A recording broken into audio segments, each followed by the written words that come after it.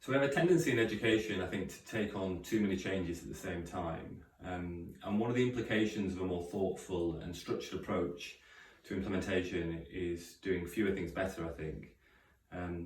But if that's the case, it becomes even more important that we're applying our efforts to the right issues and priorities. So the first step in the guidance and in this explore section focuses on how we go about specifying a tight area for improvement using a really robust process. Often the starting point when we're thinking about what to focus on in terms of school improvement will be our hunches, our knowledge and beliefs.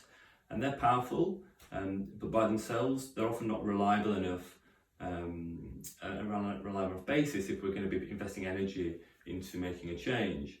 So we need to think about how we can gather, appraise and interpret data, both school data and wider data, so that we can be confident that those initial knowledge and beliefs really represent the key priorities for us.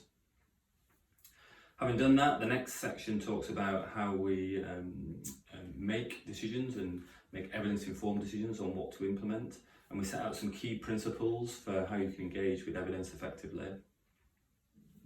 Inevitably, whatever evidence you'll look at in relation to that will always be inherently retrospective. It'll all be what's worked somewhere else. So the last thing we're trying to encourage schools to do in this section is really ask themselves whether or not a particular intervention or practice fits their context, really addresses their needs and is actually feasible.